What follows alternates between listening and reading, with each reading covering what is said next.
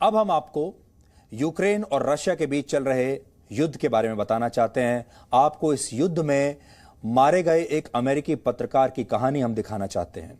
आज आप युद्ध का सीधा प्रसारण ऐसे देखते हैं अपने घरों में बैठकर जैसे आप टीवी पर कोई रियलिटी शो देख रहे हैं। लेकिन क्या आपने कभी सोचा है कि युद्ध का यह सीधा प्रसारण आपको उन पत्रकारों की बदौलत देखने को मिलता है। युद्ध की पल पल की जानकारी उन पत्रकारों की वजह से आपको मिलती है जो अपनी जान पर खेलकर अपने परिवारों को छोड़कर युद्ध क्षेत्र में जाते हैं, वहां मौजूद रहते हैं और जिनका एक ही मकसद होता है कि वो अपने दर्शकों तक, आप तक युद्ध की बेहतरीन तस्वीरें और युद्ध की हर सच्चाई को पहुंचा सकें। किसी भी पत्रकार के लिए सच को दिखाना एक जुनून की तरह होता है और वो जुनून कई बार ऐसा रूप ले लेता है कि रिपोर्टर्स उस जुनून के सामने अपनी जान की बाजी लगाने से भी पीछे नहीं हटते। इसलिए आज हम आपके साथ मिलकर दुनिया भर के तमाम बहादुर पत्रकारों को सलाम करेंगे। लेकिन सबसे पहले आपको इस अमेरिकी पत्रकार के बारे में बताते हैं जिनका नाम ब्रेंट रेनॉल्ड था।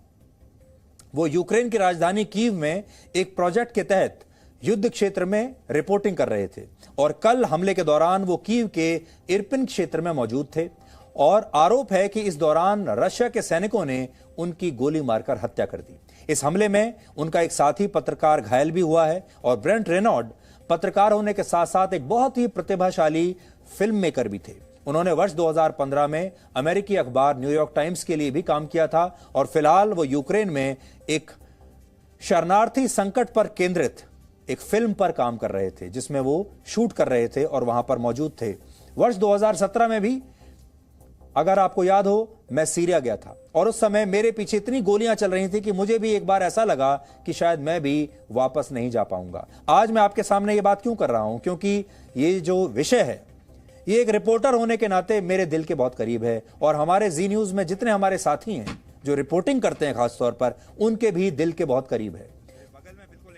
और यह समय हर पत्रकार के जीवन में आता है जब उनके सामने यह विकल्प होता है कि या तो वो वापस चले जाएं या जान पर खेलकर आगे बढ़ते रहें और रिपोर्टिंग करते रहें। और इस दौर का अनुभव मैंने बहुत करीब से किया है, चाहे 1999 का कारगिल युद्ध हो, 2001 में संसद पर हुआ आतंकवादी हमला हो, सियाचिन में खून जमा देने वाले मौसम के बीच रिपोर्टिंग हो, और इन सब से मैं खुद भी बहुत गुजरा हूं। इसलिए आज इस पत्रकार के लिए मैं आपको चाहूंगा कि आप इस पत्रकार की आत्मा की शांति के लिए जरूर प्रार्थना करें और हमेशा ये बात याद रखें कि आपको जब युद्ध क्षेत्र में नई नई तस्वीरें देखने को मिलती हैं, नई नई सच्चाई के बारे में आपको पता चलता है, वो किसी न किसी रिपोर्टर की वजह से पता चलता है। और अपने तजुर्बे से मैं आपको ये बता सकता हूं कि बहुत बार जीवन में ऐसी स्थिति आती है कि आप जानते हैं कि अगर इससे आगे और आगे गए एक लक्ष्मण रेखा होती है, उसको अगर आपने पार कर लिया तो आपकी जान भी जा सकती है। लेकिन एक लालच भी होता है मन में, और लालच ये होता है कि अगर मैं वहां गया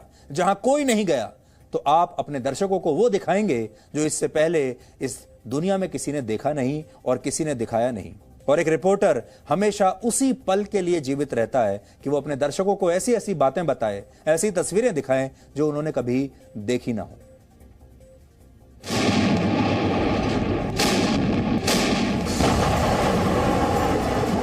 कारगिल की इस पोस्ट पर कई दिनों से दिन रात बमबारी चल रही है। देख वो फटा एक देख वो यार वो जो बीटी इस गन पॉइंट पर दोनों पक्षों के बीच बमबारी एक आम सी बात है। एक गोला अगर यहां से जाए तो उसके थोड़ी देर बाद उसका जवाब भी दूसरी तरफ से जरूर आता है।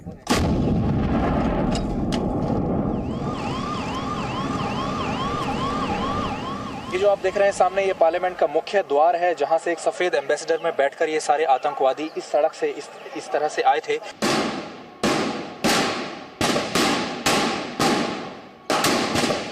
वहां पर एक आतंकवादी जो कि ह्यूमन बॉम्ब था वो वहां पर गया और उसने अपने आप को एक्सप्लोड कर लिया। मेरे हाथ में इस तरह की गोलियों के जो शेल हैं वो पूरे इस समय पार्लियामेंट हाउस में फैले हुए हैं।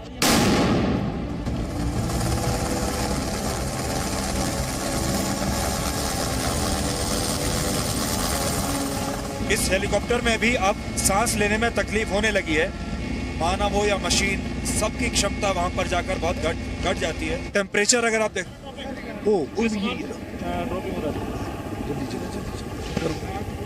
हमारे जैसे एक सिविलियन के लिए यहाँ पर 1 घंटा नहीं, कुछ मिनट बिताना भी बहुत मुश्किल काम होगा। सो हमारी कोशिश तो ये थी कि हम आपको फ्रंट लाइन पर ले जाएं।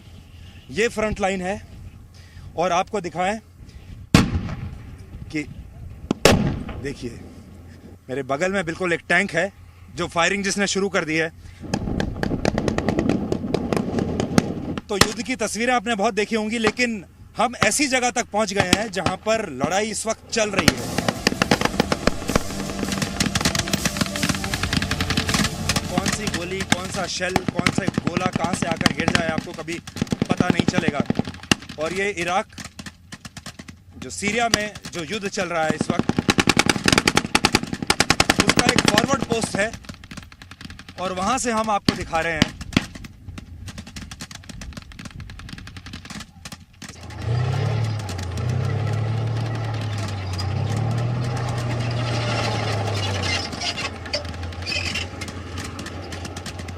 देखिए वॉर में ये होता है वॉर में। यहाँ पर कोई स्क्रिप्ट नहीं होती, यहाँ पर कोई पटकथा नहीं होती।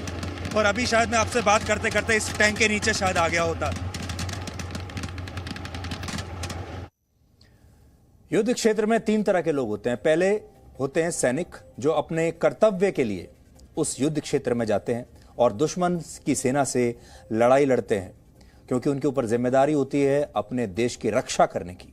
दूसरे होते हैं उस देश के बेकसूर नागरिक, जिन्हें उस युद्ध में ना चाहते हुए भी झोंक दिया जाता है और उन्हें संघर्ष करना पड़ता है। वो बीच में फंस जाते हैं और मारे जाते हैं अपनी मर्जी के खिलाफ। और तीसरे होते हैं पत्रकार, यानी रिपोर्टर्स, जो अपनी स्वेच्छा से युद्ध क्षेत्र में जाने का फैसला करते हैं और यह तय करते हैं कि वो युद्ध में नागरिकों के संघर्ष की कहानी भी दुनिया तक लेकर जाएंगे और सैनिकों की कहानियों को भी दुनिया को दिखाएंगे और युद्ध के बारे में एक एक जानकारी, एक एक सच दुनिया के सामने पेश करेंगे। और ये जो पत्रकार आपकी स्क्रीन पर है, ये भी इसीलिए वहां पर गया था ताकि सच दुनिया के सामने पेश कर सके।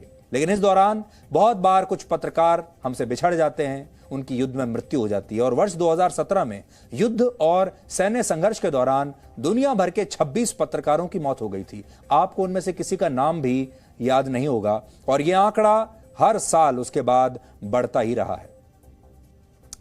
यूक्रेन और रशिया के बीच शुरू हुए इस युद्ध को अब 19 दिन बीत चुके हैं। आज दक्षिण पूर्व यूक्रेन के मैरियोपोल शहर में रशिया के फाइटर जेट्स ने बड़े पैमाने पर बॉम्बिंग की है और इस दौरान 150 से ज्यादा रिहायशी इमारतों को उन्होंने अपना निशाना बनाया है। यूक्रेन के स्वास्थ्य मंत्रालय का यह आरोप है कि इस कार्रवाई में रशिया ने वहां के सबसे बड़े अस्पताल पर भी बम बरसाए, जिससे इस अस्पताल के मैटरनिटी वार्ड में आग लग गई और इस हमले में एक बच्चे और उसकी मां की भी मौत हो गई है। अब तक लड़े गए इस युद्ध में इस शहर के 2100 नागरिक मारे जा चुके हैं और ये तस्वीरें आज आपको बताएंगी कि युद्ध एक देश से, उस देश के लोगों से क्या छीन लेता है। देखिए आप।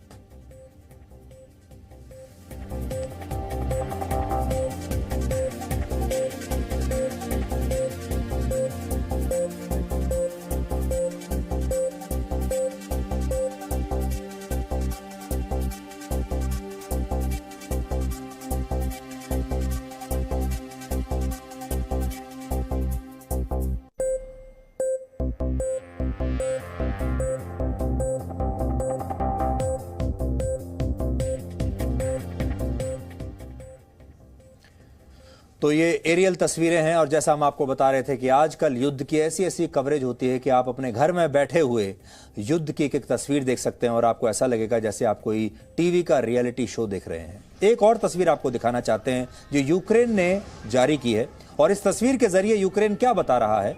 यूक्रेन पूरी दुनिया को यह बता रहा है कि यह मत समझिए कि यह हमला हमारे ऊपर हो रहा है, यह हमला किसी भी दिन किसी और देश पर भी हो सकता है। और इस वीडियो के जरिए उन्होंने ये बताया है, उन्होंने पेरिस शहर को दिखाया है।